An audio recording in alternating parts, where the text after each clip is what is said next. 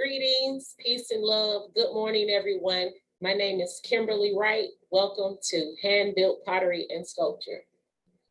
All right, so today we were working on our designs from our 3D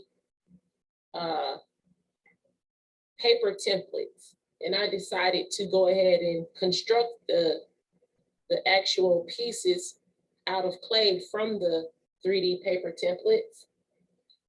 So once again, we created a cone, a cylinder, a cube, and a pyramid.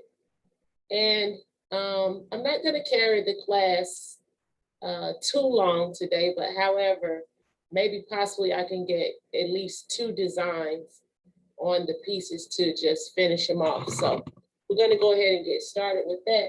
And the first thing I'm going to do is probably the pyramid. Hi, everybody. Y'all looking so beautiful. Hope you're doing well. All right, so just give me a couple of seconds to get those pieces out of my bag. I already have everything set up. If you have any trouble hearing me, please just let me know.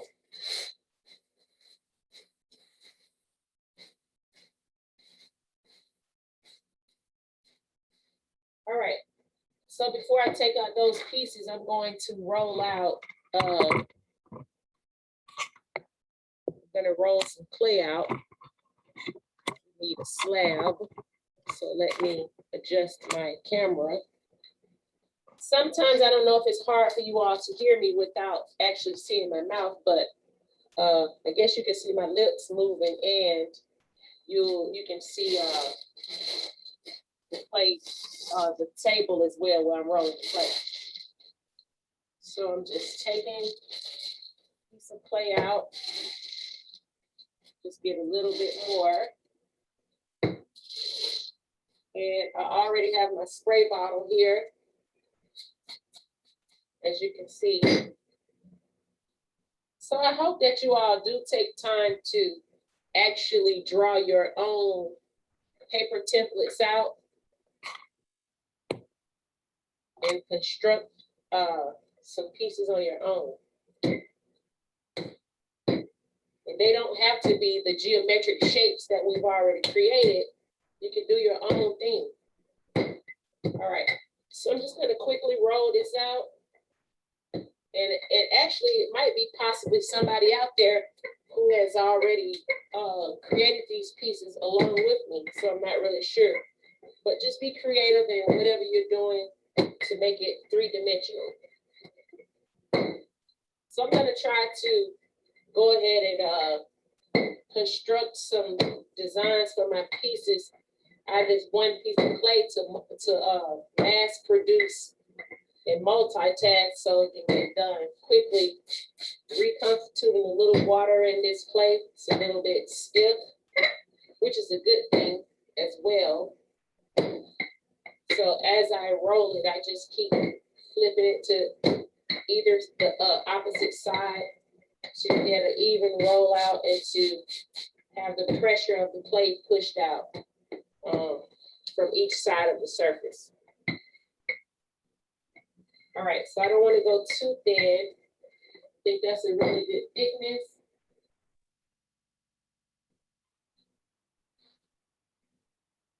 And just for the sake of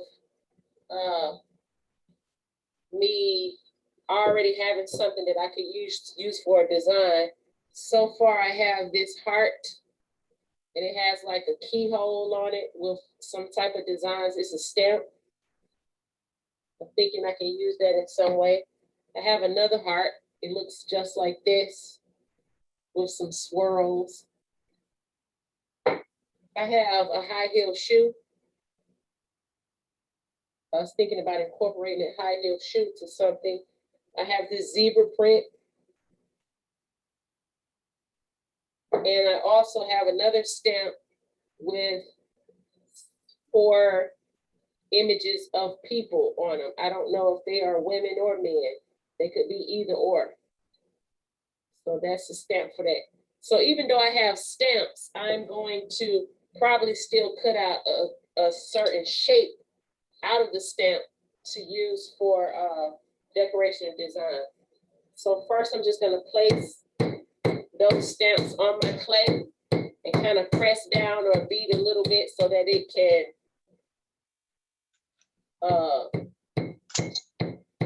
yes, ma'am, Miss Gloria, I got your message.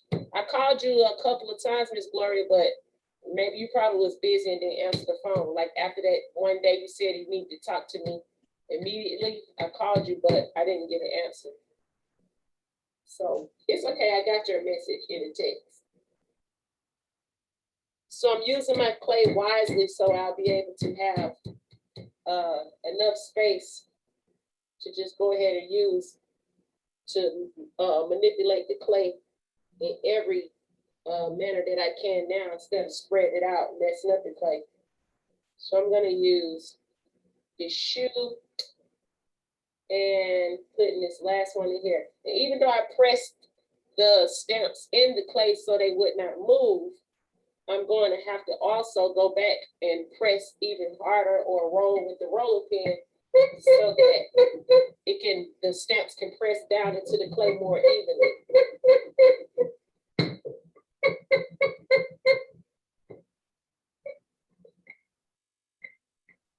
All right, that looks really good. I'll be showing you all how they look. That looks excellent. This one is a little stuck. But actually, even though it was stuck, it wasn't even pressed down in there really good. So I'm gonna redo that one.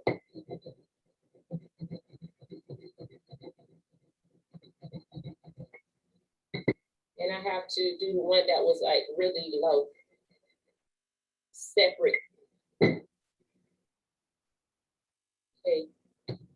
piece of the clay came up off of the actual stamp. So I'm gonna see if I can re-roll that one. But what I'm gonna do this time is roll it lighter, not so heavy that it'll stick.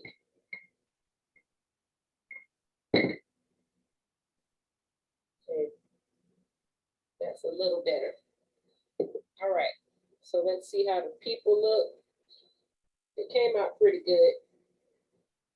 All right, and you can see the clay got stuck in here again. So I'm only gonna use a portion of it. I'm gonna bring the camera closer so you all can see the design in the clay. That's the zebra print.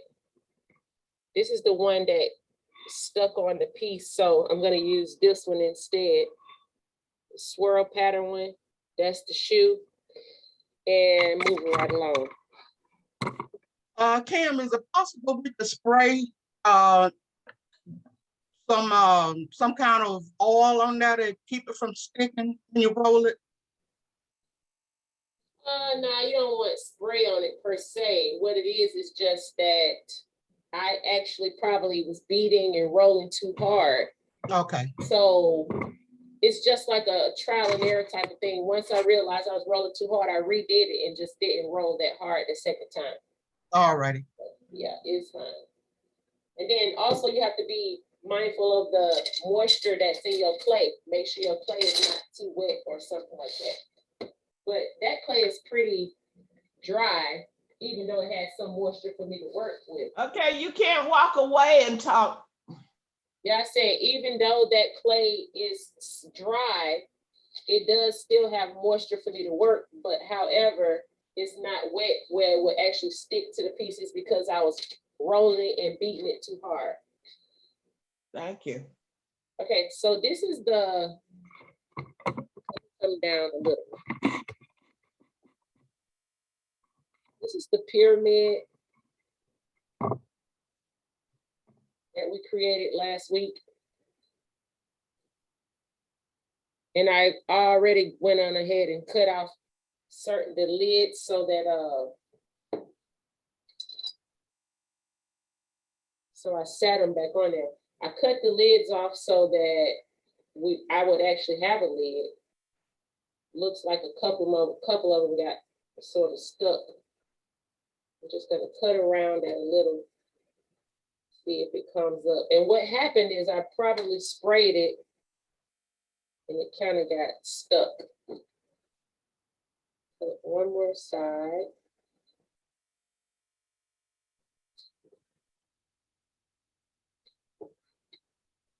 So that's what happened.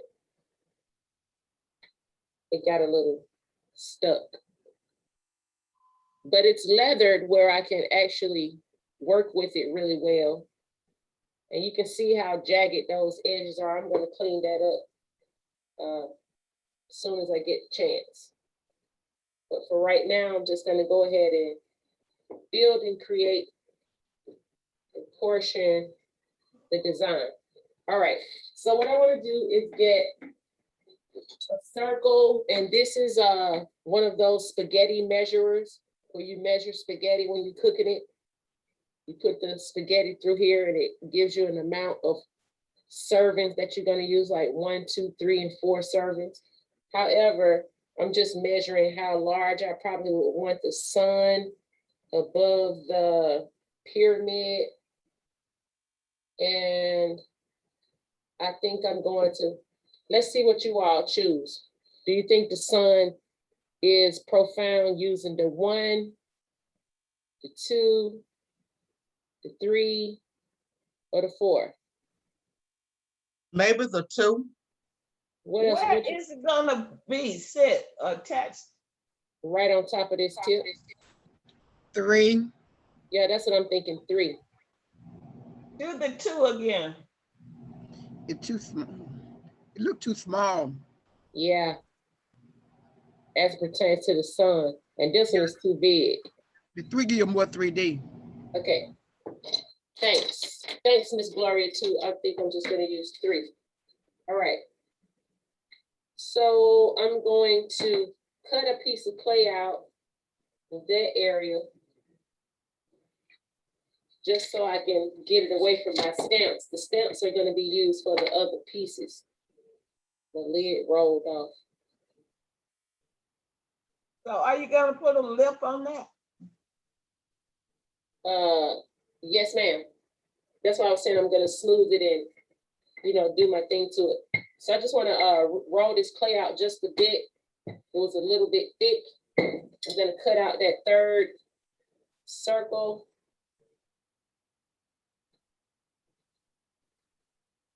And since I may be handling the piece, I wanna put this piece on last. It's gonna sit like so, and it'll be the handle to the lid as well. But what I'm going to do now is go ahead and construct some stairs, some steps. So I'm putting this clay back together. And what we're gonna do is basically just roll this clay out in an angle. So what I'm doing is like putting pressure on the rolling pin, but leaving one side high and one side is gonna be low, as you can see, like so. So it has like a wedge on it, and I have my ruler. I'm gonna go ahead and cut out a long corridor or path or trail or staircase. Since it's a staircase, let's call it a staircase.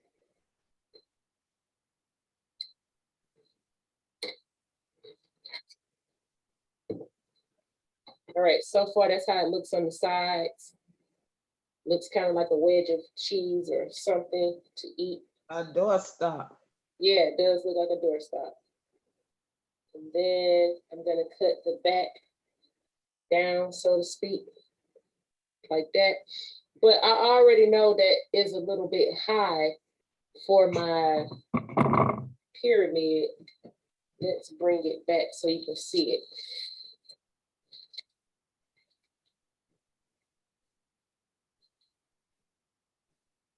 It looks too long. It's too long and too wide. I haven't actually finished it yet. I mean, I just cut the sides off just so I could sit it up there to see how it looks. Yeah. So now I'm going to look from the side area to see how low I want it to be. And I think I want it to come about right there.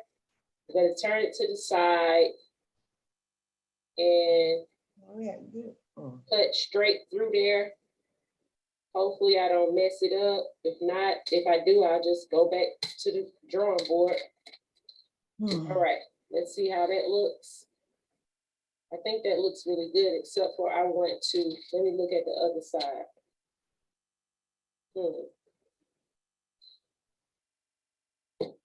I think I like this second piece better. I'm gonna roll that one more time just to get it smooth, because when I cut it by hand, it didn't end up that smooth to me. So now I'm gonna take my ruler and cut that one more time on the sides to make it straight. And I'm gonna cut down towards the edge. Anybody been to visit the pyramids or anything before? No one? Has anybody out there been to Africa?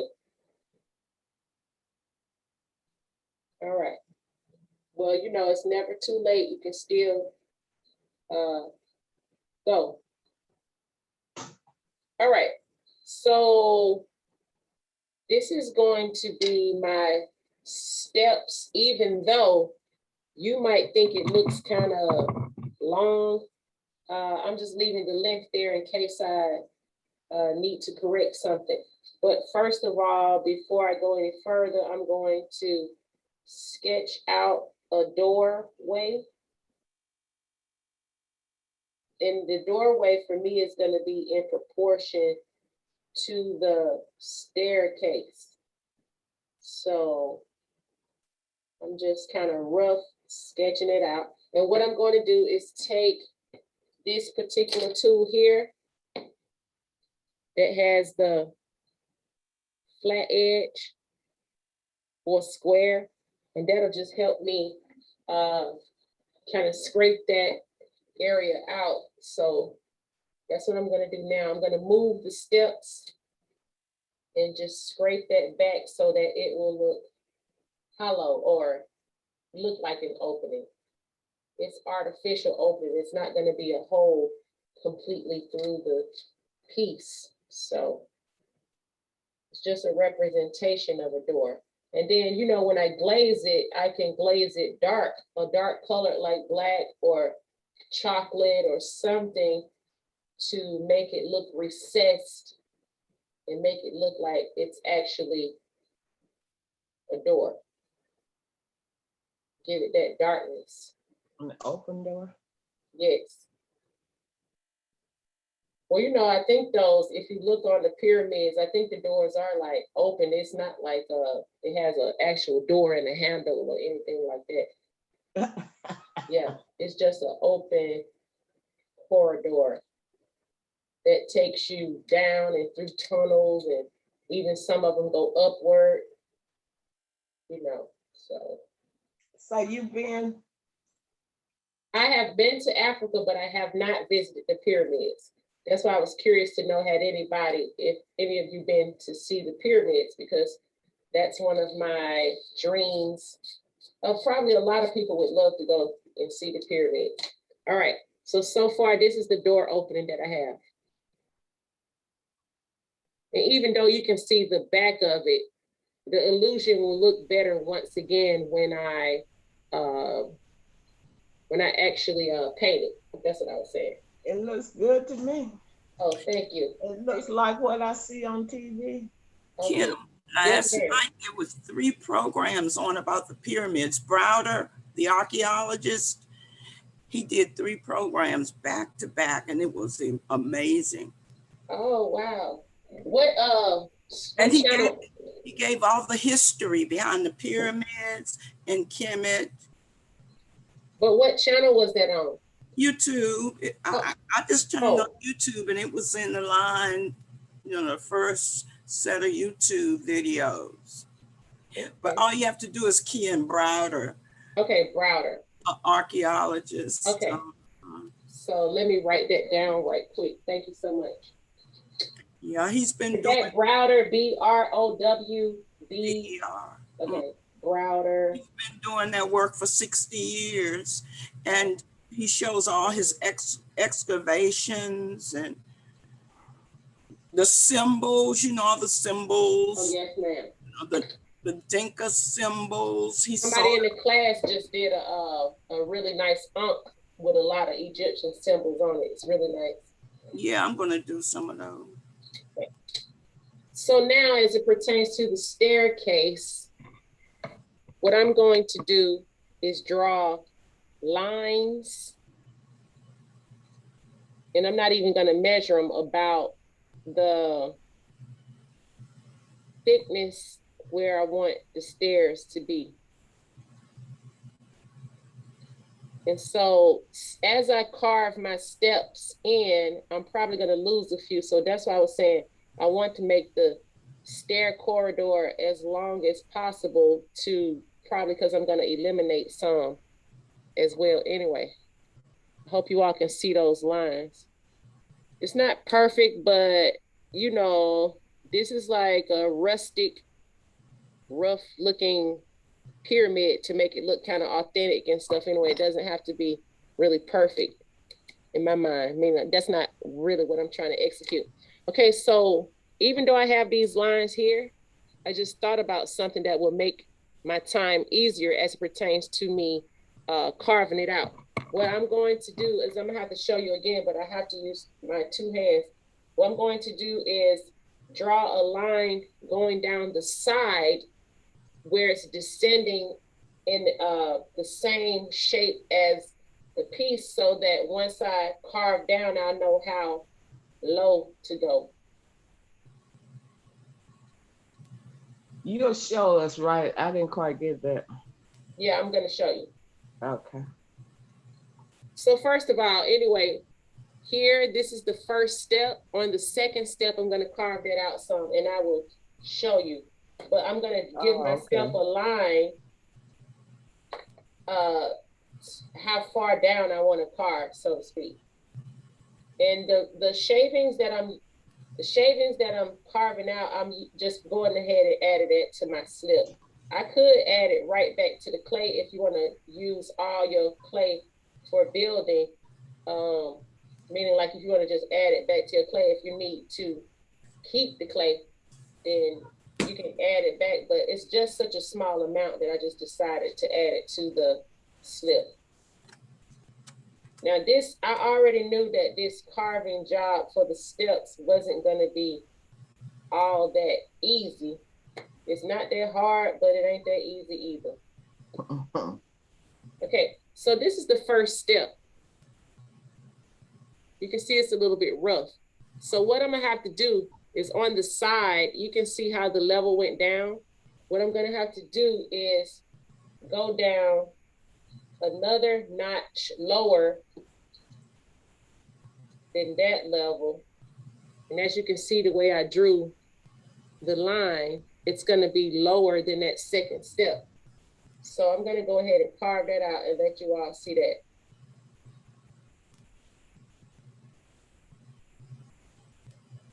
And you have to be careful when you carve so that you don't like really move the clay too far over the sides and mess up the design.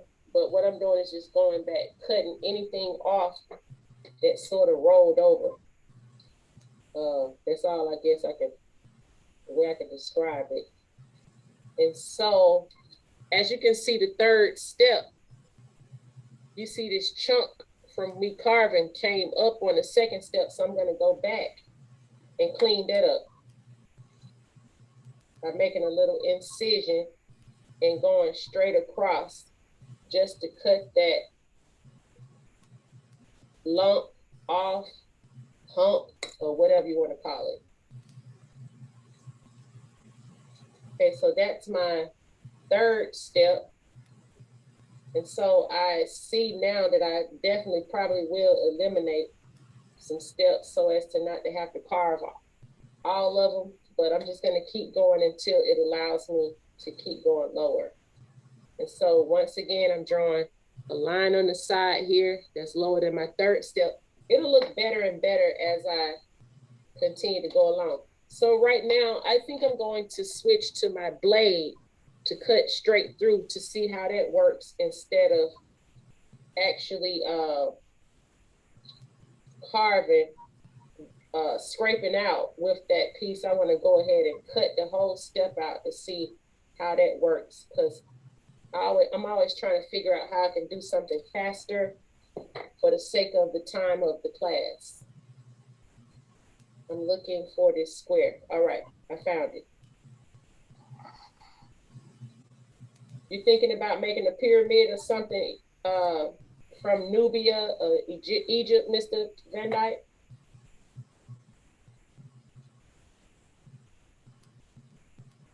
Okay, so what now? I said, you planning on making something from Egypt or Nubia? Is this inspiring you to make something? Yeah, by you doing the pyramid have given me ideas of making something that's pertaining to Egypt, pyramid, and things of that nature. Okay. And if you research some of the artifacts, I think they have some really beautiful pieces.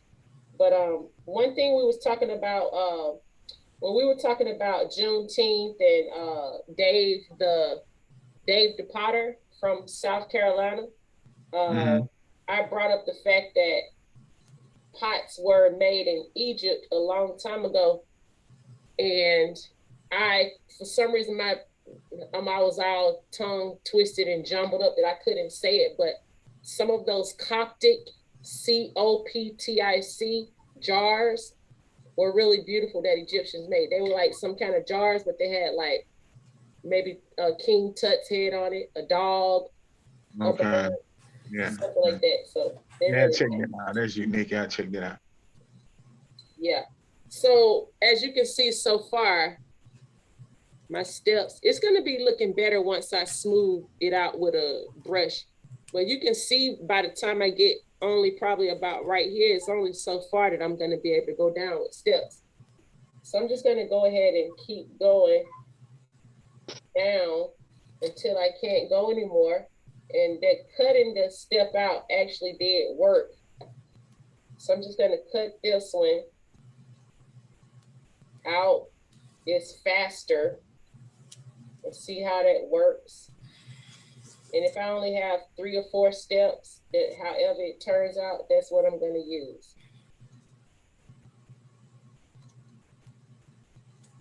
All right. So I cut that chunk out. These chunks are somewhat large, so I'm adding them back to the clay instead of my slip. I'm going to go ahead and scrape that out of that step. So far I have 1, 2, 3, 4, 5 steps. And I'm going to go ahead and get a 6th one in there, and I'll be pretty much done with this piece, except for smoothing it out.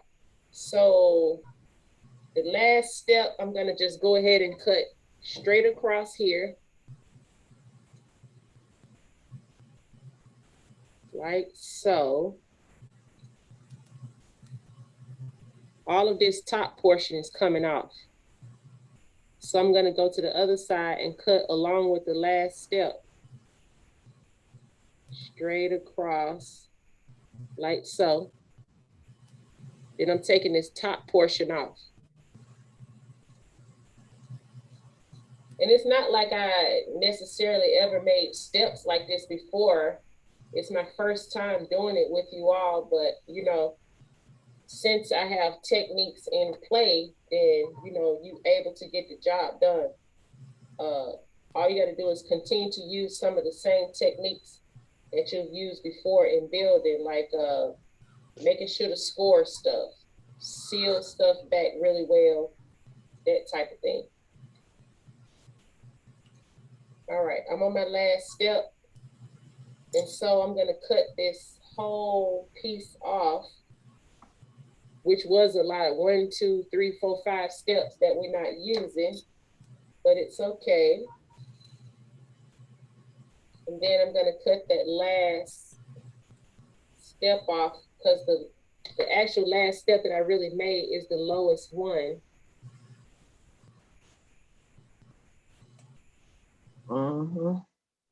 And before I actually smooth the steps, what I'm going to do, since I have to handle it, is I'm going to go ahead and attach it to the actual pyramid.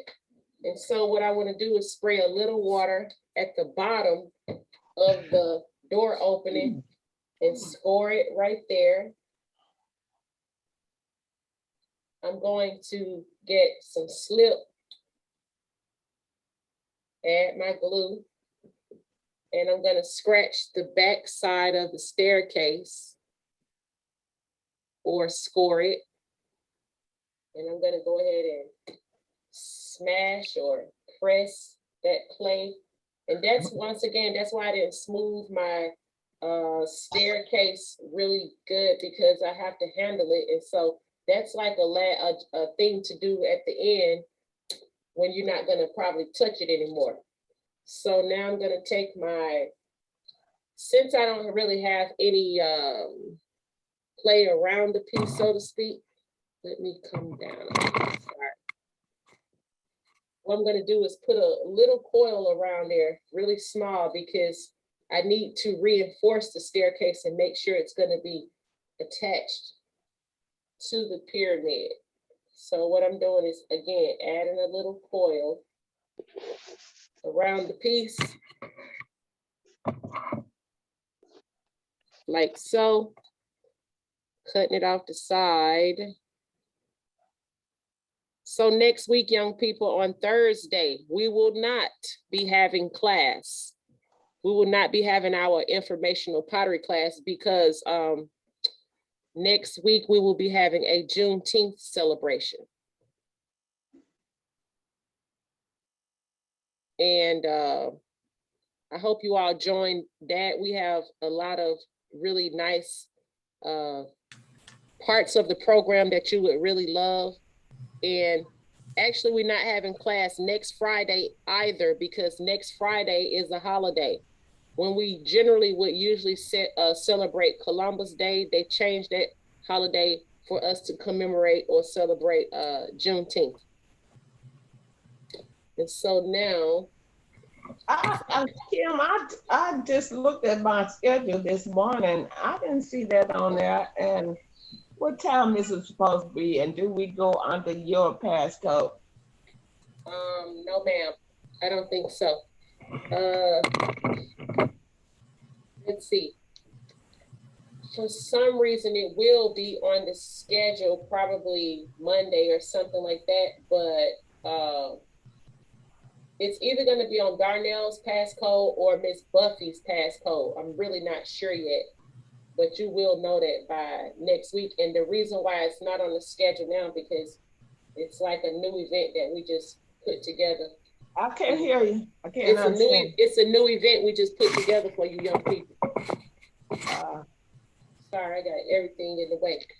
All right, so I'm gonna go ahead and smooth that piece, the steps, and I think that this brush right here is suitable, and it's a square flat brush that will give me some pressure.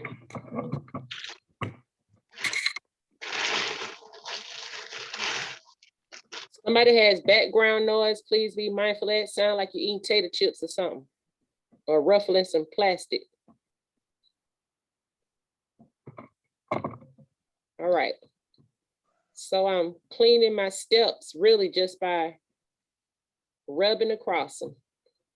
And you saw that yesterday when we watched how to design or make different feet, the bottoms for some of your pottery pieces. Miss Gloria said she really loved that video and everything. They were showing you how some places were so small that you could not get your finger. So that's where your brush comes in as pertains to smoothing.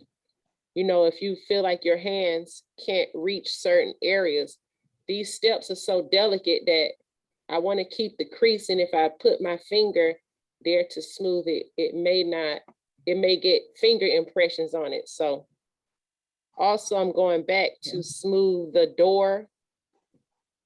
Around the door where I carved, there was a little bit of graininess. or jaggedness. And I don't want to smooth too much up there with the moisture because I'll take out my brick impression on the pyramid. All right, so here are the steps that I've constructed, and I'm just getting some of this moisture up. As you can see, I just kind of continuing to rub and clean it up from the sides. You see all that moisture. I'm putting it back into the slip jar. Now that's just a real simple way to construct some stairs. I hope you all enjoyed that. And all I have to do to this piece now is to add the sun for the handle as well. And what I'm going to do is the sun is going to be turned towards the same side as the steps rather than facing where the steps are rather than going to the side like that. And so that way it'll also give me an idea in the future as to where my lid always is how it's supposed to fit. And so before I do that, let me go ahead and smooth this out, even though I'm going to add a lip later. I want to just smooth that a bit so that I don't have to pick it up with the sun on it.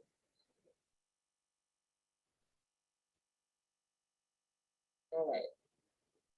So now what I'm going to do, let me sit that down there for a second. I'm going to make like a little impression on the piece. Probably I'm just kind of going to cut the tip off just a bit to give it a surface area to be able to sit the sun, since the sun has like a rounded edge. I'm going to score this, make a little indentation where the sun can sit down in there. And then here on the side that looks the most jagged, right here is a little piece. That's the part I'm going to put down. I'm going to add some slip, which is our blue. So you're not gonna put any kind of design on the sun, just glaze it when it's done. Yep, just leave it smooth.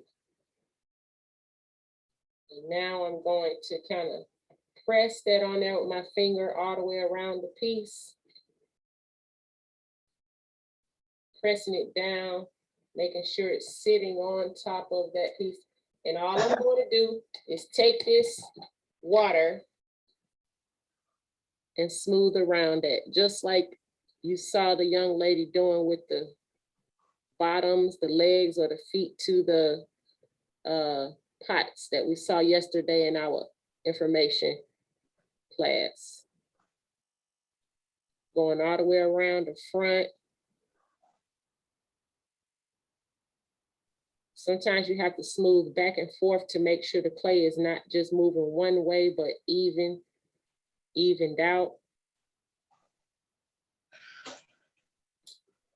I'm smoothing or thumbing it a bit with my finger.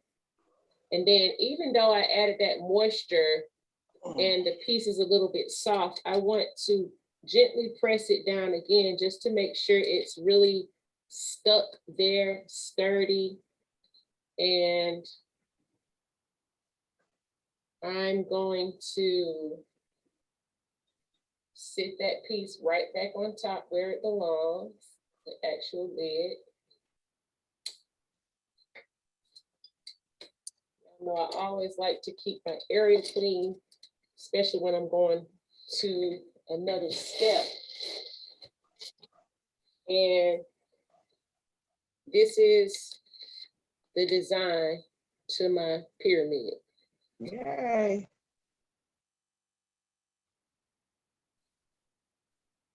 So I don't know what function this pyramid box may have, but you can put little different earrings or something in there. You can put change in there. You can use it as a cone incense burner. that type of thing, or it can just be a beautiful piece to sit on the on any surface where you want to display it. All right, so moving on Kim, I to, was very opinionated before it was completed. Now I want to make one. It looks I was good. like, you was trying to give me a hard time, but I said, just wait until it's kind of like finished up. So it doesn't matter, Miss Ethereal. I like your, I appreciate your comments and everything too, because it keeps me on my toes as it pertains to what I'm supposed to be doing.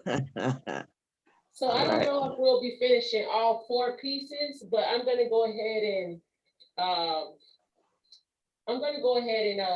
create the other design with one of these stamps. One thing I wanted to say is, while I'm getting ready with that next piece, does anyone out there have any suggestions about, like, if this were your piece, do you have any more suggestions about what I could possibly do as it pertains to this piece? One thing I thought of is I could put it on a larger platform that would kind of look like sand, and I could add like a palm tree. Although I'm not doing it, I'm just saying that's something else that I could do. Anybody else have any suggestions?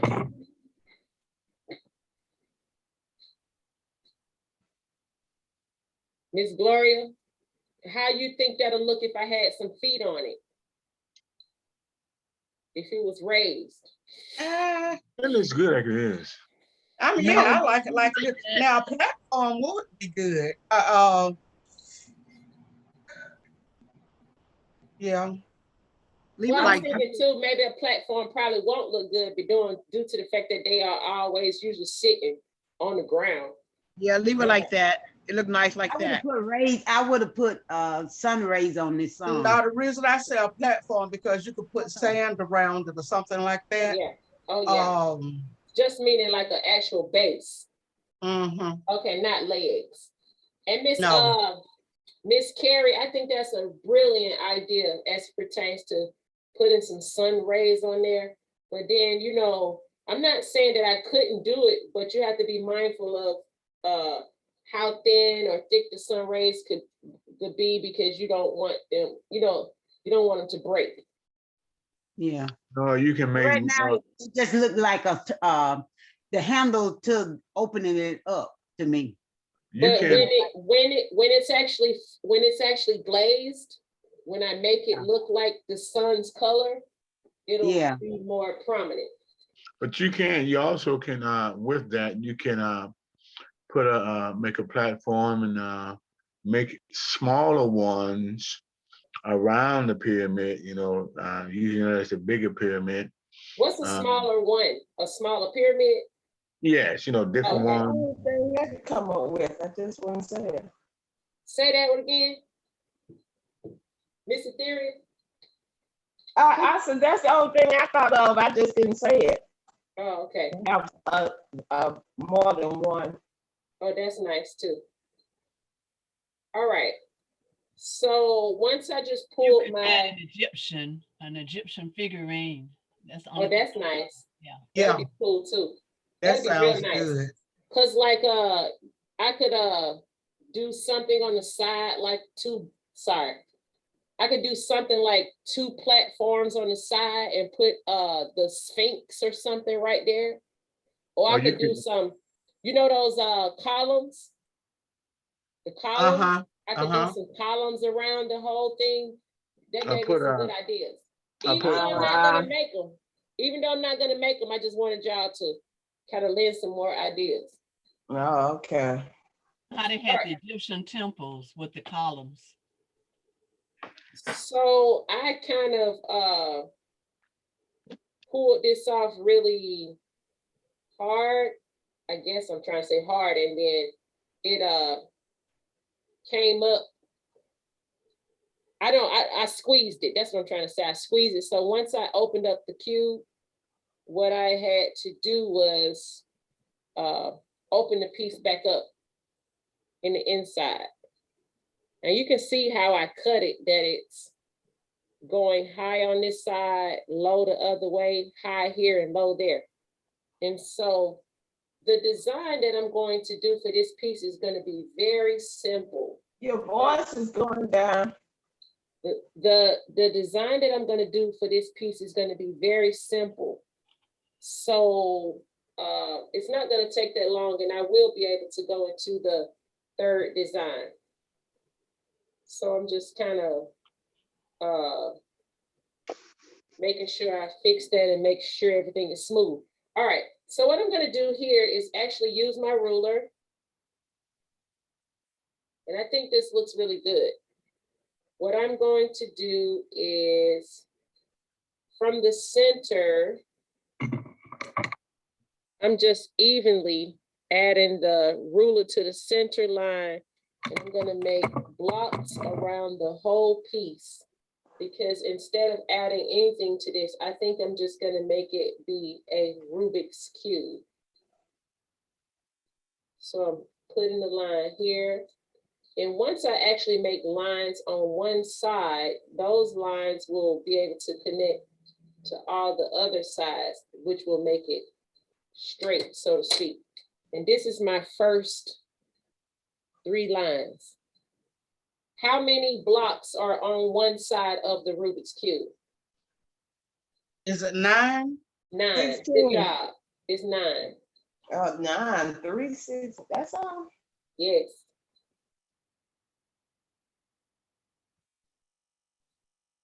Wow. And so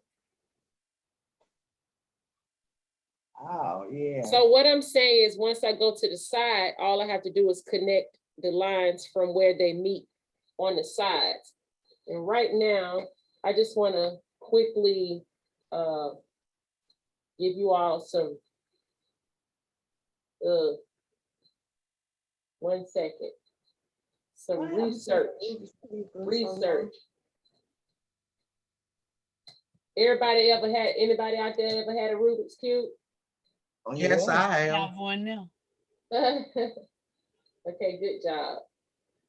All right, so I know this is not necessarily necessary, but for the sake of, definitely when I get, everybody can see that?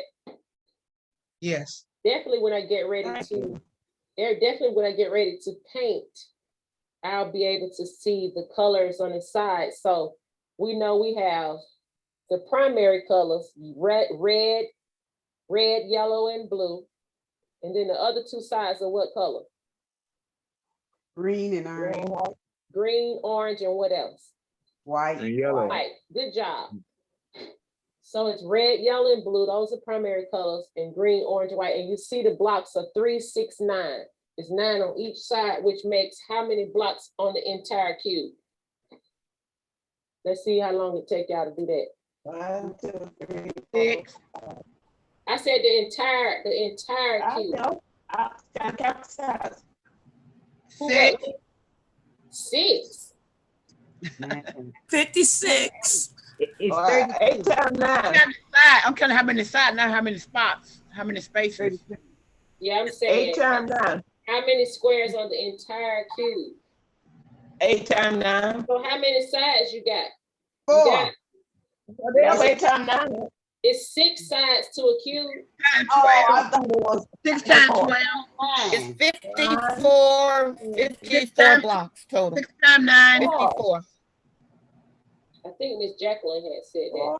6 times 9, 54. You got me messed up. We ain't got you messed up. You got 6 yourself times. messed up. And 9 square on each side. So that- 8 times. So right here, before I go on to drawing the cross lines on that side, from the top, to make sure all of my sides are even, what I'm gonna do is go ahead and draw the middle section to each side from the top. And my lid is kind of loose, which is a good thing, but I have to make sure to hold that while I am putting the lines there. So what was the answer to the, how many squares? I think it was 54.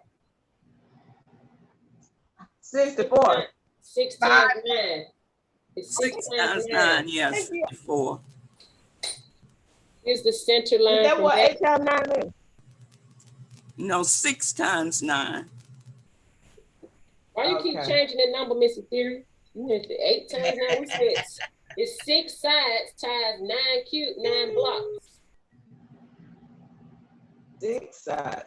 1, 2, 3, 4. Look, look, 5, look, 6, look, 7, look, 8. look, look, look. 1, Okay. 2, 1, 2, 3, 4. 1, 2, 3, 4. Then you had the other 2 sides. That's 6. Okay. What y'all say? It's all right.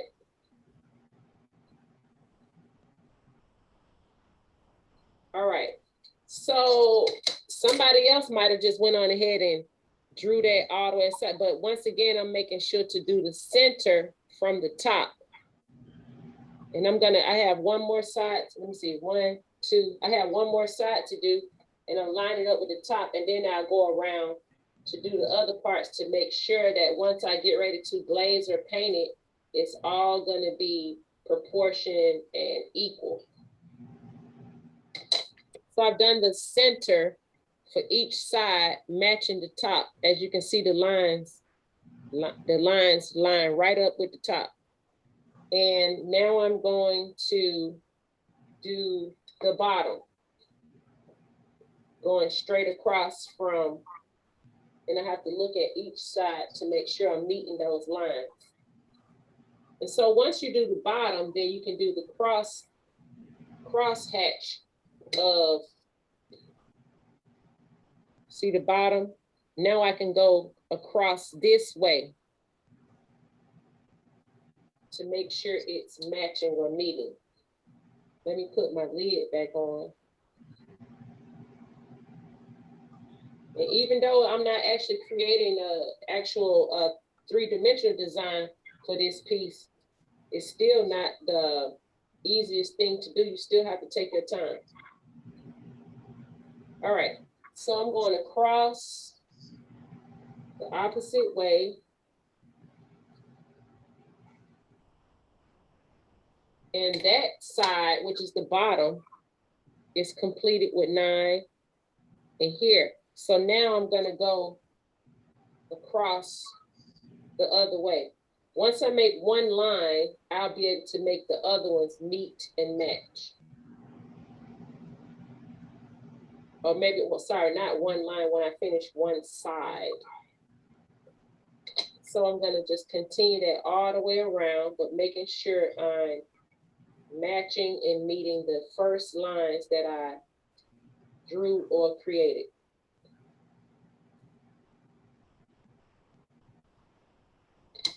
Going on around.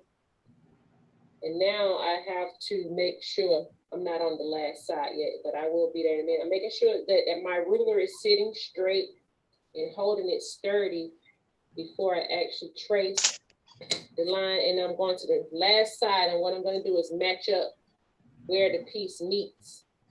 My lid is coming off a bit. Sorry if I'm covering up the camera.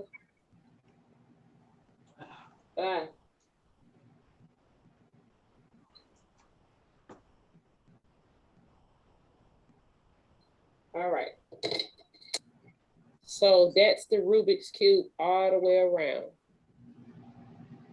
And even though you see like a slanted line for my lid, this is so I'll know how to fit it on there each time.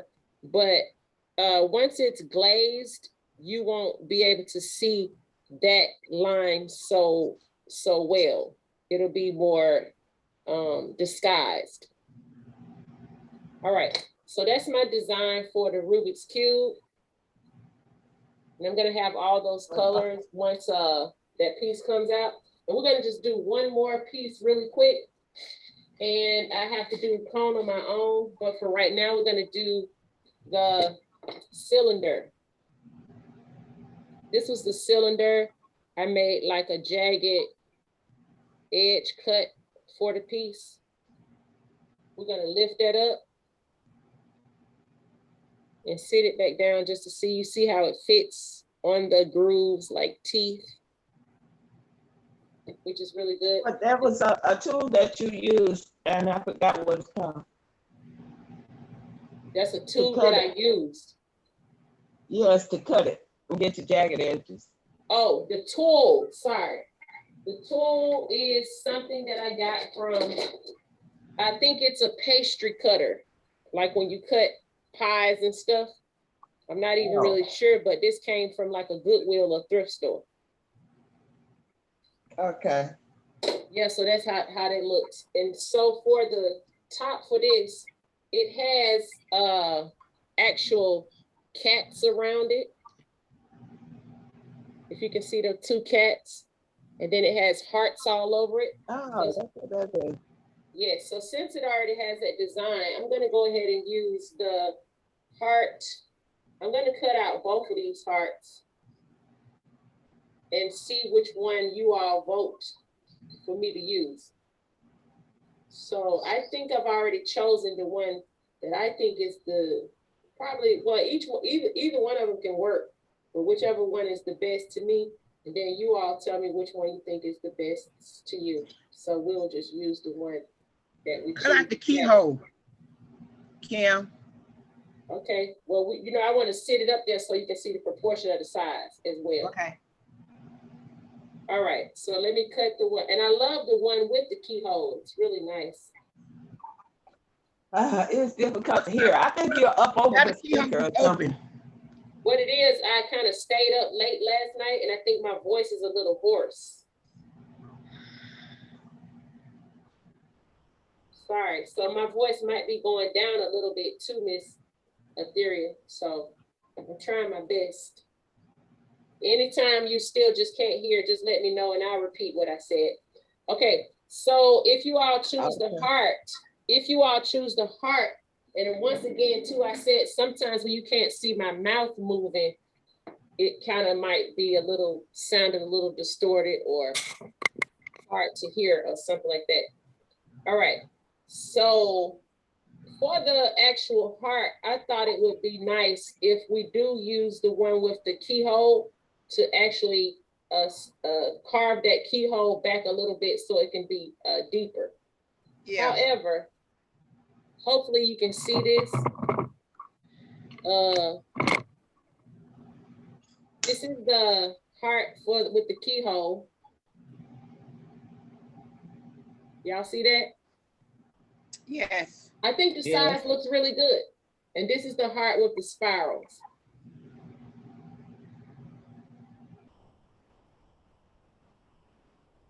I think proportionately that bigger one looks better. So I just had an idea. How about we just use both? Since the back does not have anything on it, how about I add this smaller heart like so and put both of them there? I think that's a good idea. Okay. Yes. Good. Thanks, Miss Gloria. Thanks, Miss Deborah Bell. Thanks, Miss Gwen and everybody. All right. So the first thing I want to do before I add this heart is I'm going to quickly carve the keyhole back. Yes. And what I'm going to do is actually score or make the actual, it's like I'm drawing the line of the keyhole. I'll show you in 1 second. This is what makes this easier. So you see how I drew this line around the keyhole? Mm-hmm. But it's really shallow. But what I'm gonna do is draw the line like I'm cutting or incising a little deeper. So that's what's gonna actually make my sides, the sides of the piece. And all I have to do is lift up the inside. So what I'm doing again is cutting down a little bit more, but not so far as to go through the back. But if I were to go through the back, there's nothing wrong with that as well. And why? Because you're gonna have the other heart on the back? Yes, so actually instead of carving, I'm gonna save myself some time and just go ahead and cut that all the way out, being that I'm gonna add the other piece to the back. Here's the little piece. Mm-hmm. Here's the key, the heart with the keyhole. Yeah. The keyhole. The eye back there. And now I'm going to Actually, before I add that heart, I need to sit it there. Instead of adding it really straight, I'm gonna give it a little swivel to the side. And I'm gonna trace where that heart is gonna lie, so I know where to put it back and where to score. So I just did a light trace line, and I'm not pressing on it too hard because I don't want to lose my impression on the other side. I'm going to go ahead and score that, and I have it lifted up a little bit so that I don't actually press the design out from the other side. I'm going to go ahead and score the back of the actual heart that I'm applying to that. And I'm going to take my slip, add it right to the area where the heart is going to sit. And even though it's not a lot of slip, I don't want it to be too goopy and have to clean up too much. I'm adding it to both sides. I'm going to sit that right back in the area, and I know where to sit it because I already traced out where I wanted it to be. And now all I'm going to do to actually smooth that is go around the piece, around the edge, back and forth, and add a little bit of pressure. Also on the sides of this, I want to kind of clean it up. So I'm using my spatula to scrape down the sides to make it straighter.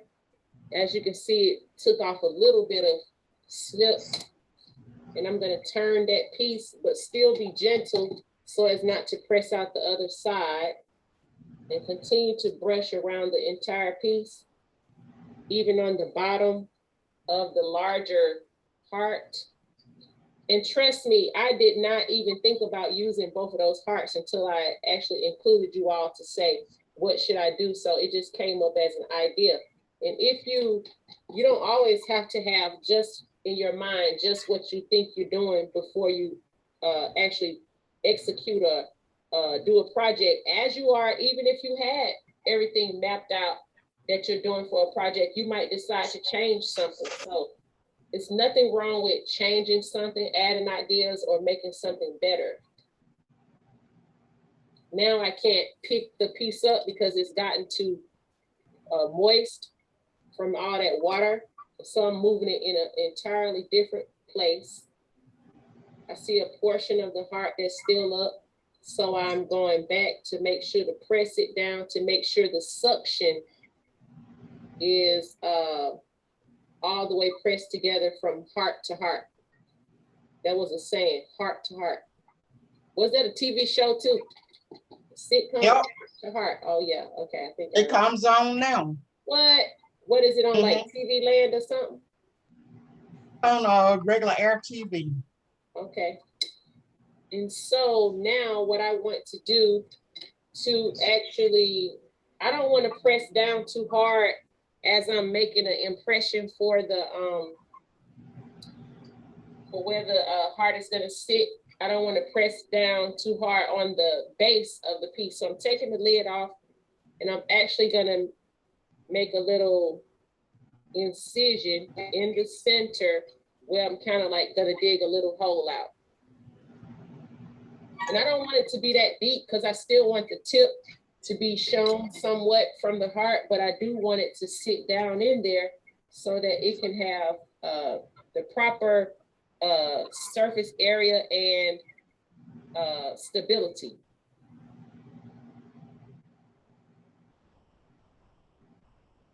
Actually, I think that's pretty good.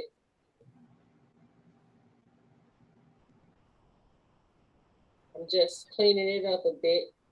And even, so right now, just so I can have this piece lifted, I'm gonna go ahead and sit that back there, so have the piece lifted so I have somewhere to work.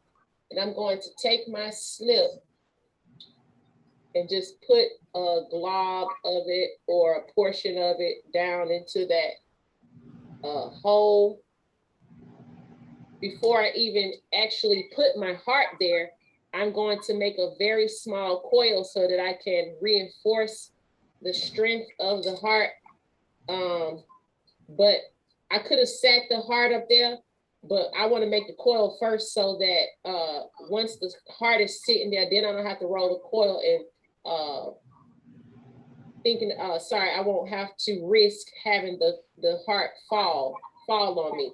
So I'm getting my parts ready before I even go to the next stage. All right, so once again, that was really moist. You still have a good impression here. And as you can see from where the inside of that, the back of that heart had all the slip on it, it's not cleaning the inside. So what I need to do quickly is just clean the inside of that keyhole. All right, I want to dry that up, clean the edges, and I'm going to go ahead and see what looks like the front side of my cylinder and see which side I like the best. I think I like the keyhole on the front side. I'm going to gently press that there without adding my finger impressions too much. I'm looking for my foil. I'm going to go ahead and wrap that around, but pushing it up into the crease so that it can help the heart hold up. And this is holding up by just a little part of the actual tip. So you have to make sure to push your coil up to give it that stability. As you can see, once I pushed it up, it's actually holding on its own, but I have to go around to the other side and press that down in there. I'm going to cut the piece off that I'm not using of the coil. And you have to work really delicately. And it might be a little bit off center until you actually finish constituting your coil there until it disappears. Then everything will get stronger. But once you get all the coil constituted together and transition to one smooth piece, then you can actually straighten the heart up and make it sit more sturdy. So that's only going to take a couple of seconds. And even though we won't get to the design for the cone today, we won't get to actually you seeing me apply it, but I'm going to show you what design I'm going to do for the cone, since I already had it rolled out with the cookie cut, the stamps that we made today. I almost pulled the whole board off of the counter because you see I don't have my paper centered. So I'm pulling it over. The good thing I didn't pull that off. But mistakes happen. Don't beat yourself up. Hey, if you have the energy or the imagination, you still feel like you want to do something. If you have a mistake, then start over. Just can't do it. Hey, that's part of life and the art world. As I'm continuing to clean that, I'm making sure to give it a little pressure down into the hole.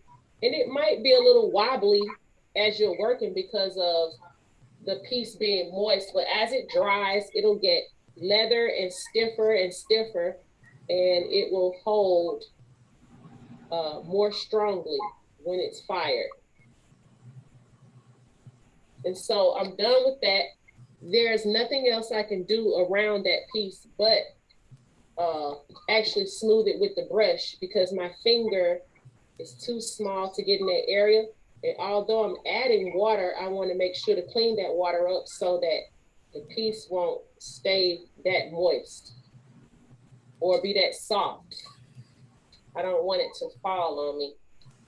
And while we have been actually working on these other pieces, so far the actual pyramid has had time to leather some. You can always go back on those pieces and check the drying process to make sure things are sitting straight, how you want them as they dry. Sometimes, you know, the clay shrinks somewhat, so you want to check your pieces to make sure everything is looking copacetic.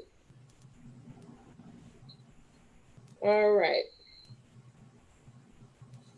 So even though it looks straight from the angle that I'm looking, you have to also check the sides from this area to see if it's standing up straight. And so therefore, this is what we have on this piece. Beautiful. That's nice.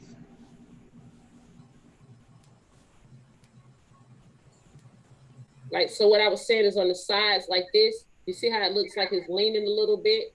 You have to come back and check it and make sure it's standing up straight over time. So I just had to actually sit it up all the way straight since I had it standing up to make sure that it's straight. I'm sorry, when I picked it up, it was like a little bit off. So I'm gonna center this on the paper, and even though I'm not gonna attach my last piece, I'm gonna go ahead and just at least show you what I'm going to make. So there's one portion on top of this part right here in the crease that I need to clean up. I didn't see it until I stood up. And as this dries more, when it leathers, I'll be able to brush that around the edge of the heart to clean it better. But for now, I think that's a really good job.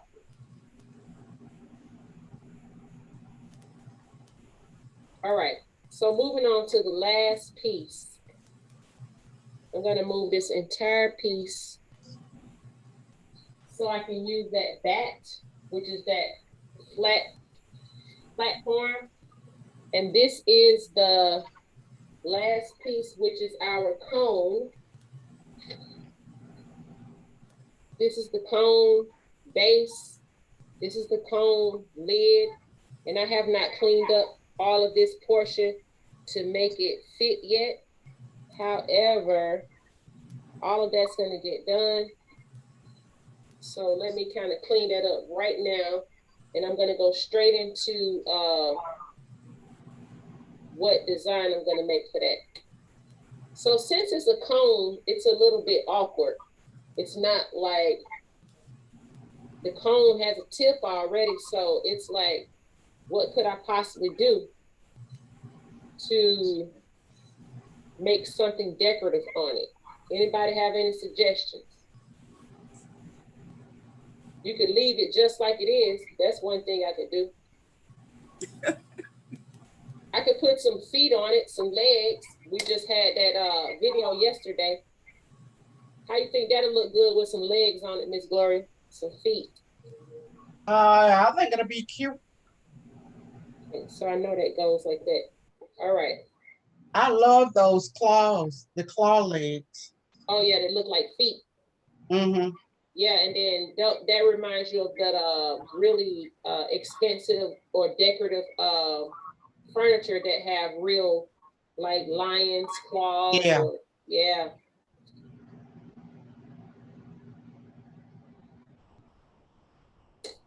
So it was really kind of hard to see where this fit, but where I put the seam together, I can see the hump, and I can also see the hump on this side. So actually that would basically fit right here. So once I clean it up a little bit more, it's gonna fit down perfectly. And what I wanna do is, so I just thought about it. It's already a cone. Either I can add legs or I can add like a handle or something. But what I'm going to do is take the zebra print, even though I don't know what that zebra print has to do with anything. Since I have the swirl pattern, I think I'm gonna go ahead and just use probably the high heel shoe. I don't think that the zebra, in my guesstimation, the zebra doesn't really go with the spirals. So spirals could be, so spirals could be some kind of design that go with the shoe. So that's what I'm going to use. And I'm looking for my needle tool. Where are you gonna put the shoe? Yeah, so that's what I'm thinking of right now. And once again, even still, I don't even know what would a shoe have to do with a cone. Like, it's not like I'm gonna be keeping anything that has to do with a shoe inside of here. So I don't even know if that's a good idea. How about if I just add 2 handles? How about 2 handles? Anybody, like, if I put 2 handles right here, how do y'all think that'll look? Don't do it, or keep it just like it is and just clean it up? I like it like it is. Good idea. Decorative. You know, you might want to indent it to make more, you know, make it more impressionable. You know, but Put it's some feet on the bottom. it's pretty. Put some feet on the bottom. Yeah, leave the way it is and put some feet on the bottom. Okay, that'll be probably cute to lift it up like that. Right. All right. So, all right. So let's see, it's 11:47. If you all have to go, it's no problem. But what I'm gonna go ahead and do until 12 o'clock, since we almost done, is just to go ahead and create those feet right quick. And I will go ahead and clean this portion up to put it together, and we'll be done with that. So the feet that I'm going to make, I'm thinking it's a tree. And it doesn't necessarily have to be a Christmas tree, but just a tree like in the forest or in nature.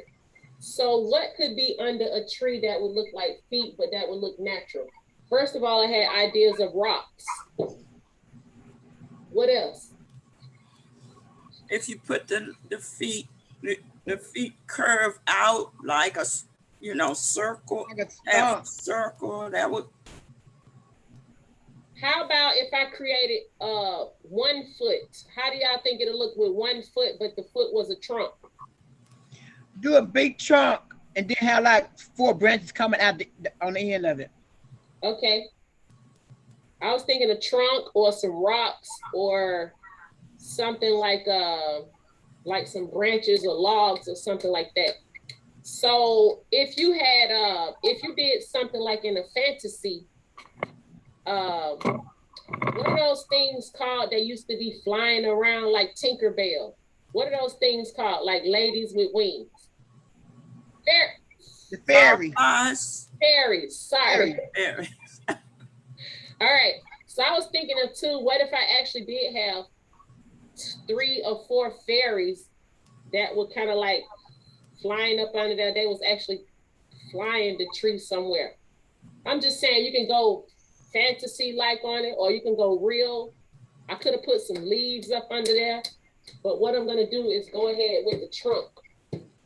I think the trunk is an excellent idea. And so what I'm going to do is maybe make the base surface as wide as I need it to be. And you know, this can be rustic, so you don't have to make it look so real all the way around. And also, I already have, you all know I have this,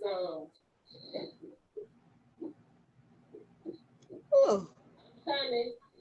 I have this design plate, which is a rubber design plate that has the wood grain on it. I can press that into the trunk to make it look more like wood. And so, as you can see, this is my base. And going towards the top, I made it go in more narrow, and I'm going to hit this so that it can be flat as well. Because I want the tree to, even if it's not completely straight, it can have a little bit of off-centeredness to it, but I mainly want it to kind of stay straight. And before I actually add the trunk to the piece, I'm gonna go ahead and just reconstitute that clay and get my branches together so that the branches will already be on there again, so that I don't have to move the piece that much and compromise what the piece is gonna be. Let's see if the trunk is tall enough. Y'all think that's tall enough? Yes. Okay, cool. And then the reason why I was wondering if it was tall enough so that you could see the branches coming from under there as well. So even though I always say to you all, don't roll your clay on the canvas, I'm rolling my clay right here because it's really wet and I just don't have that much space. But I do know how to roll it where it won't dry out my clay, so to speak. And so this is pretty long. I'm going to go ahead and cut that in half. And I have 2 branches right here, which will really end up being 4 because I made it a little smaller. I'm going to make one side skinnier than the other one, or thinner. And what I'm going to do is go ahead and roll this coil on the actual piece to get some bark or, yeah, the radiation that's actually on the tree. Kim, I don't know if you remember, I made a tree in your class. Yes, ma'am. And I used that same pattern, that very same pattern. And I put the branches on it, and then I made the like a lampshade. It was like a lamp, and I made the lampshade for it. Okay, I think I remember seeing some type of dish or something on the top. And the lampshade was leaves. Okay, yeah, that's nice. You had, oh, it's like sitting in your living room, isn't it? Uh-huh. Uh-huh. Yep, I remember that. It looks nice. All right. So I had to take my time and roll it on each side. As you can see. Oh, that's nice. You see some impressions of bark, and I have to make my bottom back flat. Before I actually go on, I'm going to make a hole on one side of the tree like so. That hole looks good, just stand there, period, just like a hole. You know, sometimes how you have like a hole in the bark or whatever. I'm going to the opposite side and making a hole as well. So what I'm gonna do is cut this from the skinny side and here. I'm gonna add some slip inside those holes on both sides. And then I'm going to round it off, place that inside. And as you can see, it has like a little impression around. I'm gonna press that towards the branch.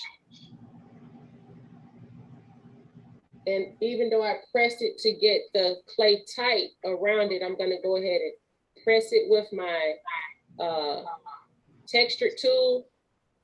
And don't forget, young people, that even though I use the texture, you don't have to really smooth it out so much because the scratch lines or the scoring lines could be a part of the tree. And so before I bend it up, I just want to leave that out to the side so I can add the other portion, and I'll bend it up once I add it to the actual tree. Thank y'all so much for giving me these good ideas to put designs on these pieces. And now we're gonna score here really well. And I'm gonna score on the bottom and the center of this piece gently so that I don't punch a hole into the tree. You can see that's right in the center. Now I'm gonna go ahead and take some slip and add a nice portion of glob there. Even though it's kind of like a little thick, I need to level it out. And I'm gonna add some of that slip moisture on the bottom of the tree. And I'm just going ahead rushing so we can end class, but what I should have did before I actually added it to the trunk of the tree is cleaned up this portion, but it's still not gonna hinder me. I'm still gonna get it done. I'm sitting that in the middle of the paper. And I'm going to sit the tree right on that, looking from the outside. They look good. Okay, so before I do that, I want to turn it over and see if it's centered. As you can see, it's not. So I want to slide that over and use a little bit of this coil to go around the whole piece to make sure it is actually attached. I only want a little piece of the coil. You don't have to use such a fat coil when you attaching pieces, just enough to actually get it attached together. When you have too much of a coil, too thick of a coil, that means you have so much work to do and clean up. All right, I'm putting that coil around that piece. I have to get a tool to go up under that branch. And as you can see, I haven't even touched the branches because I'm actually not handling them at all, or as less as possible, so that I won't have them break. And even if I were to spray water or something on them, they might break. So that's a no-no. That's something I don't want to do. I'm going to go ahead and incorporate that coil all the way around. It doesn't take that long, especially if your coil wasn't that thick to begin with. Go all the way around, making sure to make the trunk become one piece with the tree. The trunk is a part of the tree. And now I'm going to take my spatula, which I have it in that slip, and I'm going to have to clean the spatula to be able to clean my piece. I don't want to clean up too much going down the trunk because I don't want to mess up the actual design or the design lines of the bark on the trunk. But once again, that only takes a couple of minutes. I finished that side and I feel my branches kind of hanging and lowering. I don't want them to break, so I'm trying to work as fast as possible. And don't forget, young people, this is a tree, so you want to clean it up and make it look as good as possible. But if the parts still look tree-ish, meaning you don't have to clean it up all the way, it can look rustic in a sense. So I'll be able to show you my cleaning job of that as soon as I go around with the brush, because my fingers are too big to get into that crease. And this is how this part looks. As you can see, all day I have not even used a sponge, which I just thought about it. I wish I did have my sponge so that I could dry this up.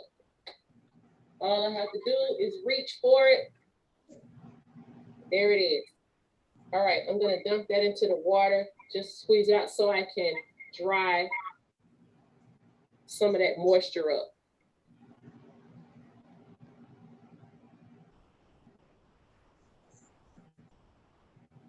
All right, we're gonna go ahead and flip this back over.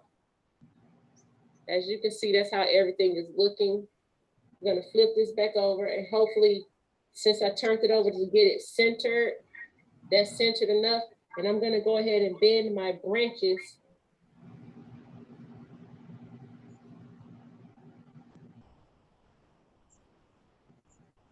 So do you think I should have more than those two branches coming from those branches, or just leave it like that? Do they look like branches? No. No, add something No. to it. Y'all so cruel. Y'all said, no, it don't look like no branches. I think you need to add some more or something to it. Okay. Should I have the branches coming out long or keep them short up under the tree?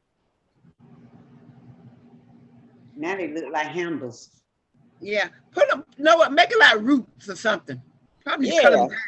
cut them like roots coming from the tree. So what I'm going to do is, Then you still have to add some more. What? Yeah. Well, she can cut them off a little bit. I'm gonna cut this one in 2 or 3 parts. Yeah, and just stick them on up underneath the tree. Okay. Like their roots coming out the tree. So right now, let's go ahead and see if we can cut this. Why don't you split it and then You too late, Miss Etheria. We already said that. and just push it different way. Don't take it loose. Just push it. Yeah, just like that. Yes, ma'am. Just playing, Miss that Etheria. just goes to show how well I can hear. It's okay. I'm just joking with you.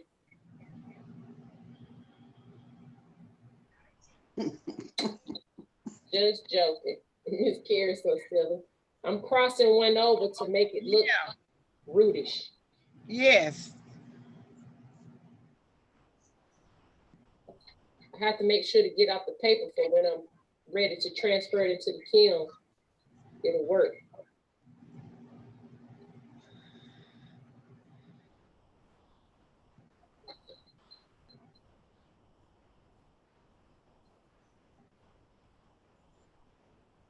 That's one side. I'm gonna do the other side. Okay. Thank y'all for that suggestion, because y'all was right. That did look like handles before, and some weird handles at that. Yeah, the handle didn't look good with it. That's 1 root, 2. And so what I'm gonna do is kind of pick those up off the paper and cross them over.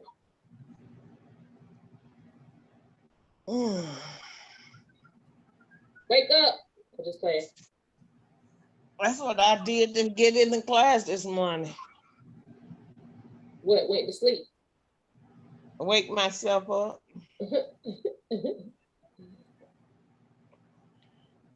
I guess you didn't notice I've been sleeping all through class. I've been kind of drowsy. Like it's gonna rain outside.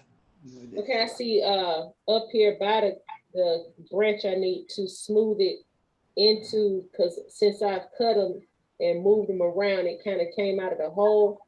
But all I have to do is use my tool to do that. The rain, that's the time you can get some good sleep during the rain.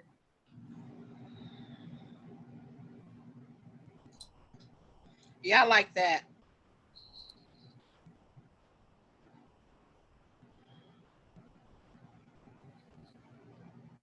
It looks really good. It looks more rootish. Very creative. Yeah. Now, if you just put one on that empty, on both empty sides, just add one on each empty side. Okay, I have a piece right here. So I'm just gonna take it a little higher than the other one and go ahead and add that really quick just to see what y'all saying. Guess that'll be it for the day. Could you let a piece of the group run up the side of the cone tree itself? The side of the tree. Uh-huh. Okay. What?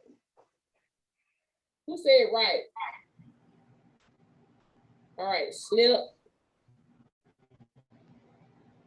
It's kind of hard to get up under there now, but I'm still able to do it.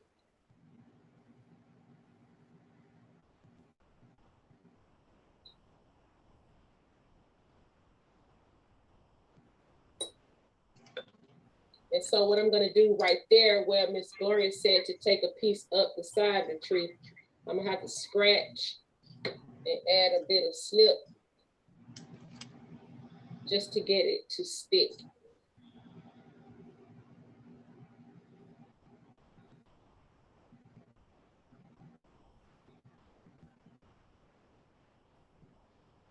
Once I knew that was gonna break.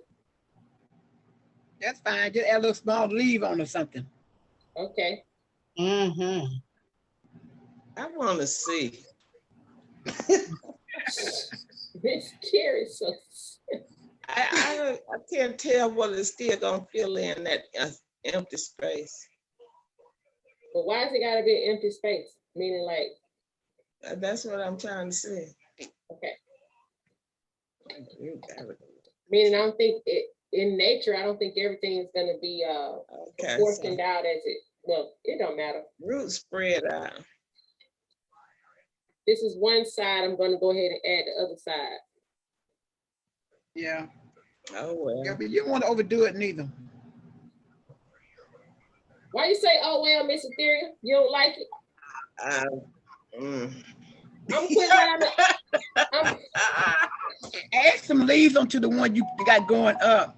yes, ma'am, I'm putting another, and I'm putting one Yeah. more on the other side. Leaves be on roots. Ma'am. I said leaves be on roots.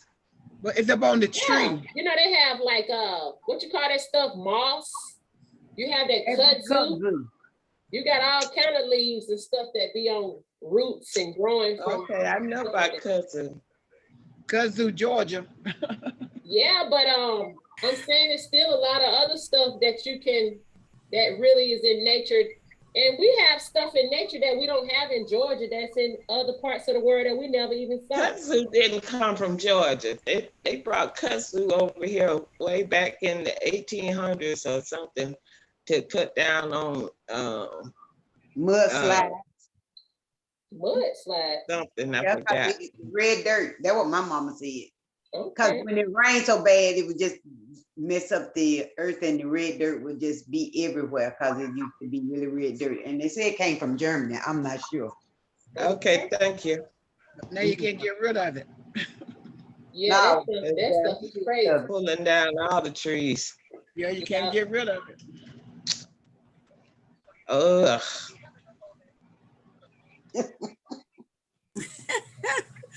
Oh, you putting a lot on there. Well, you have to sit it on a base, make a flat base That's for it. enough there, Kim. You're putting too much.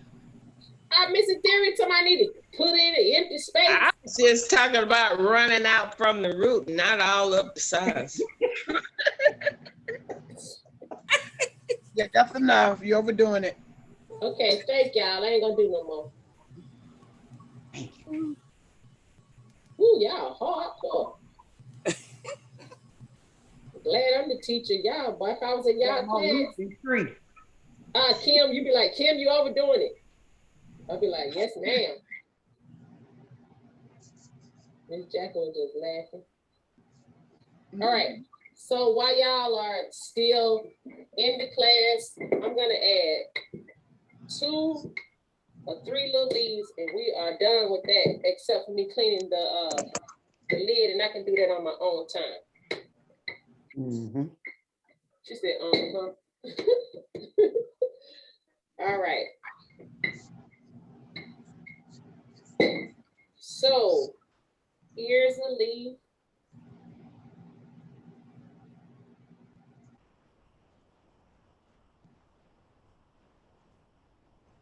And here's a leaf.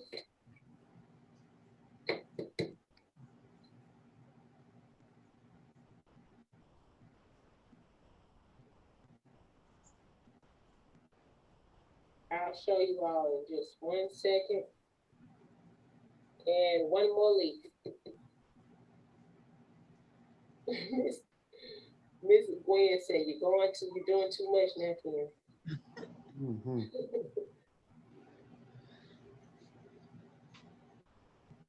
All right.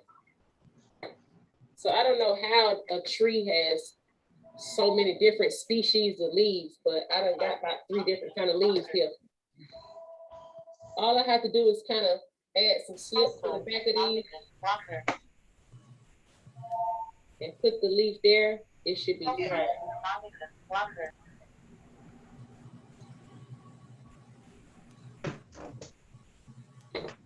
Where's my brush? I'm gonna brush around that really quick.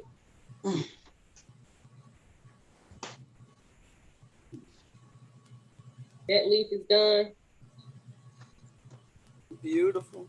And I'm gonna bend it a little bit, put a little natural. Bend it, yes, ma'am. You put a little shape in it, look a little natural. Okay. Yeah. Yeah. Okay. Okay, so I'm going on the other side. Actually, that looks ugly to add different kinds of leaves. I should just stick to one leaf. Because what tree has different types of leaves on it? Meaning instead of the same leaf, if it's a type of a tree. So what I'm doing is go ahead and make 2 more of the same kind of leaf. So these are the leaves that I had. That wouldn't have looked right. No. Added that leaf too, and we already got another type of leaf.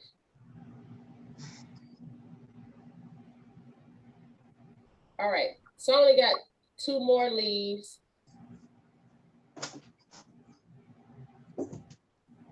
And I'm gonna curve those in some kind of way. I'm adding 1 here.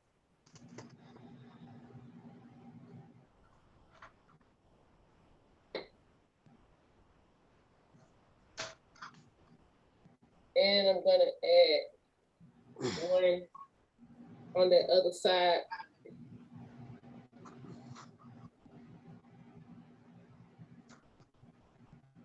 All right, I think that side will look good. I'll be finishing 1 second, young people. I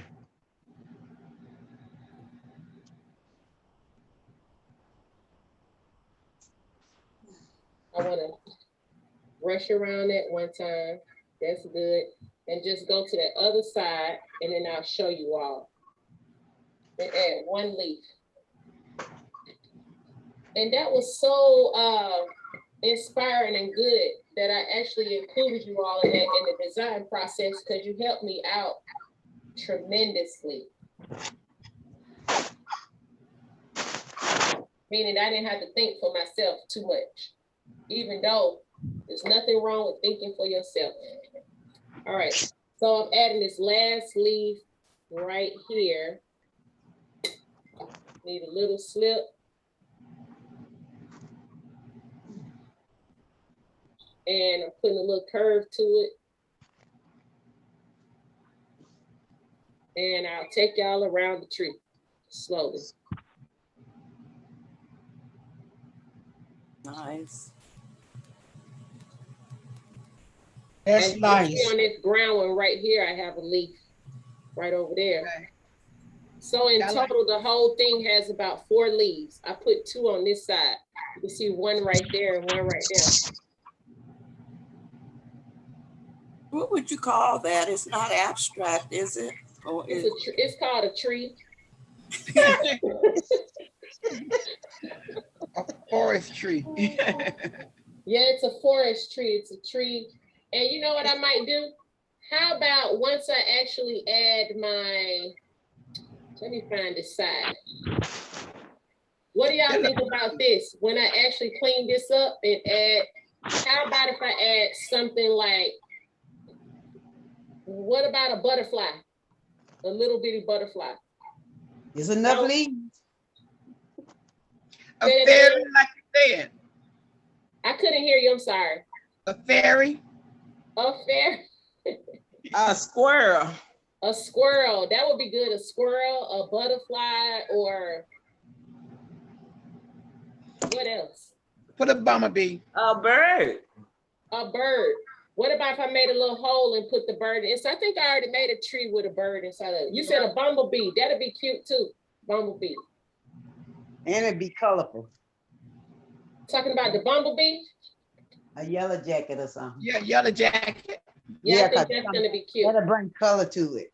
So before I actually add the bee or something to the top, I'm going to, you know, I could add a bird somewhere and a bee and call this birds and the bees. Yeah, then it'd be colorful. Yeah. So I just want to say I'm going to clean this portion up before I actually add that bird and or the bee. And I'm going to do the bird and the bee last because, you know, it'll be so delicate that once I don't want to be picking the thing up and cleaning it or whatever. But however, that's basically going to conclude our class today. Today we have constructed a pyramid with the sun, the door, and stairs. We have our Rubik's Cube. We have our tree with the birds and the bees. And we have our cylinder with the heart on both sides.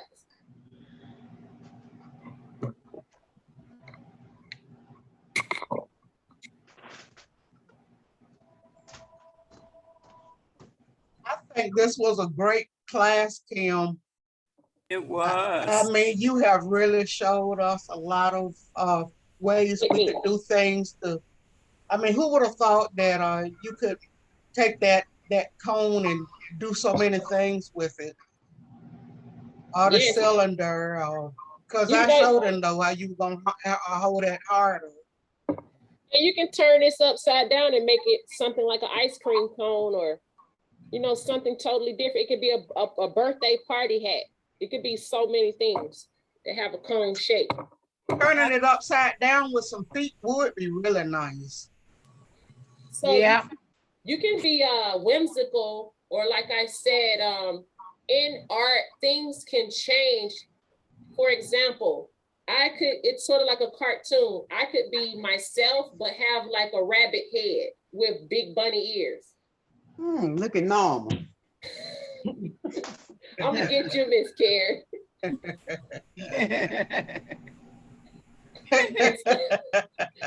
also, fantasy things change. It's sort of like having a Pegasus or a horse with a man's body.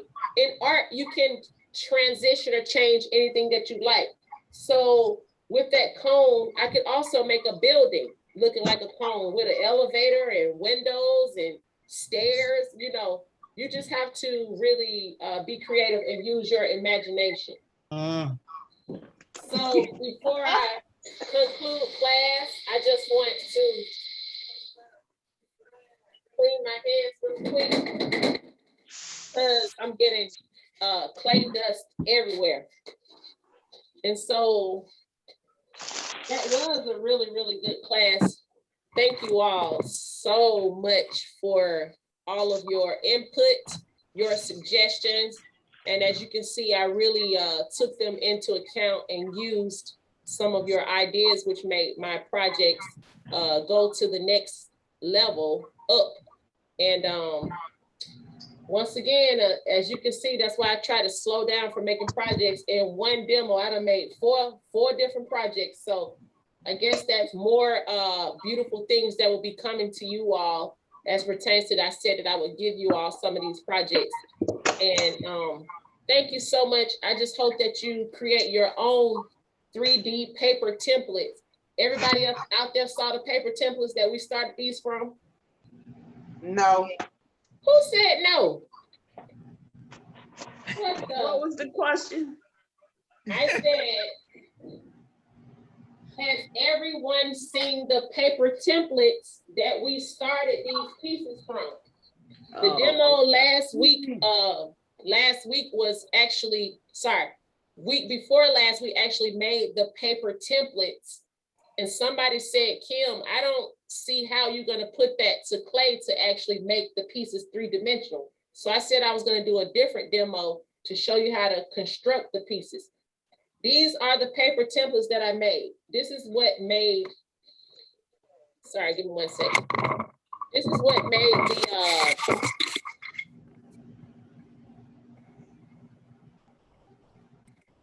y'all see the pyramid? This is the template that made that. Okay. All right. As far as the cube, the Rubik's Cube, this is the template for that piece.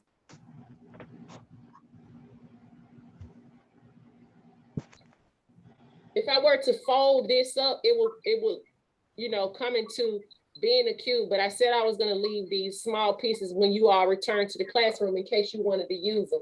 And you can also make your own templates of different stuff. This is the template for the cylinder with the heart. This is the template for that. You can see it's the centerpiece, you roll it, and the 2 circles is the top and the bottom. And this is the template for the tree or the cone. All right.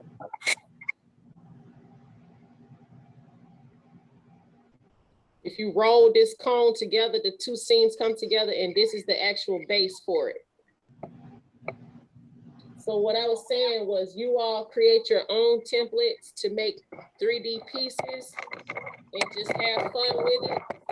We used the template before in class that was kind of cut like we used it from one of the styrofoam cups that we get out of the kitchen and made some different pieces.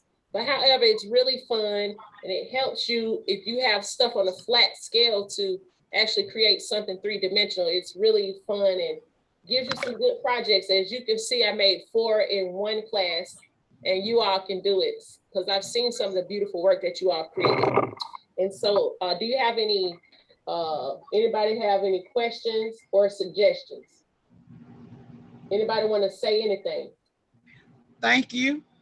Thank you so much. That's so sweet. Thank y'all so much. And I will be at the facility next week, probably Monday through Friday. I'll be here, sorry, not Friday. We're going to be closed on Friday for the holiday. I will be at the facility Monday, Tuesday, Wednesday, and Thursday of next week. We will not be having class Thursday due to the fact that we're having a Juneteenth celebration. It's going to be so much fun. And we have performances. I don't want to give away our itinerary right now, but how many people enjoyed that young lady who was singing for our Black History program? I think her name is Kimberlie Wright. I won't be watching. However, we have a lot of things that are going to be going on for the Juneteenth celebration.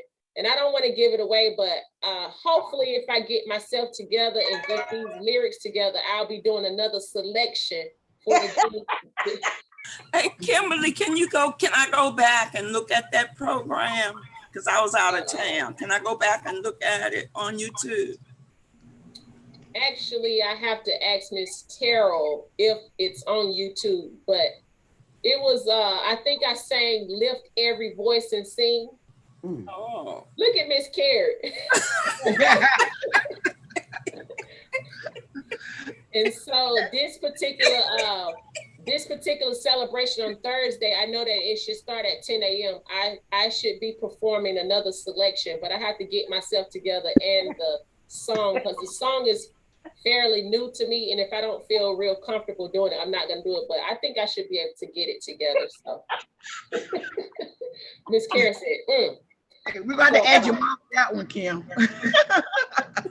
I'm just doing whatever I can to put a smile on your faces and serve you all and just continue to give you programming and just a good things to check out. So if you don't mind, or if you would like to, please look at the Juneteenth celebration that'll be on Thursday, the 17th, although Juneteenth is Saturday, the 19th.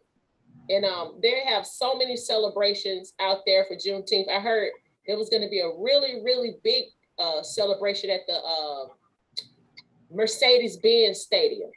Wow. And I think that particular celebration will be so crowded and packed for me, congested, that I don't want to be around that number of people. I think the people probably be in the thousands. But they also have a Juneteenth celebration that I attend just about every year. It is on Main Street. Well, Lee Street from the West End turns into Main Street, going towards East Point, going towards the Bowden Center. So they have a really big, nice parade that's not too congested going down that way. And it's just really a lot of I went there last year.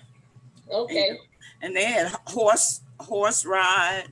Yeah, it's a lot of fun and a lot of things to do to celebrate our freedom, our emancipation, and how far we've come. And even though we have a lot of struggles to overcome still and things to conquer as it pertains to discrimination out here in the world, we will get there, and we are better off now than we were before on so many levels, and so many levels that we have actually went backward.